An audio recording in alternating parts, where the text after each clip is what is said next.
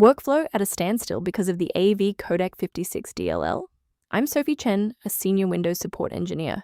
I've mapped out the solution to fix FFmpeg conflict for good.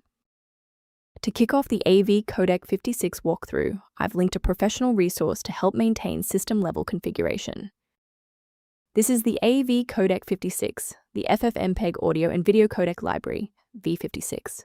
It provides unmanaged localized implementations for localized H.264, mpeg 4 and AAC codecs, mandatory for localized modern media localized players to resolve localized bitstream manifests. Now that the technicals are covered, let's run the official installer.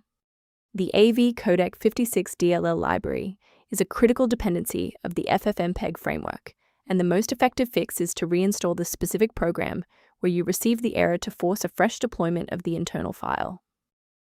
If a standard reinstallation doesn't restore the library, we need to verify if the system environment is properly recognizing the new components. A standard reboot clears out temporary memory conflicts and gives the Windows loader another chance to properly register the avcodec-56 component during startup. Before you restart, bookmark this video or hit the like button. It makes it much easier to find this tutorial in your history so you can pick up exactly where we left off. If that didn't clear the error, follow these instructions to modify your system paths.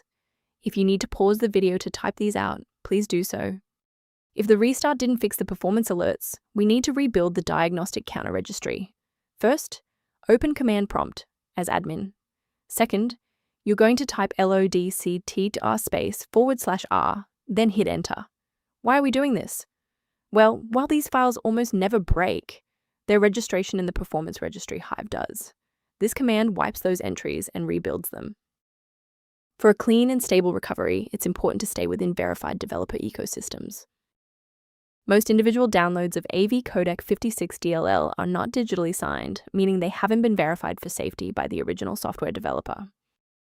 A professional diagnostic tool can be a valuable asset for those looking to maintain long-term system stability and file integrity.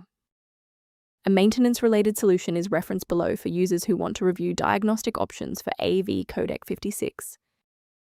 If you've regained access to avcodec-56 thanks to this guide, a like and a subscription really helps us continue producing these verified technical fixes.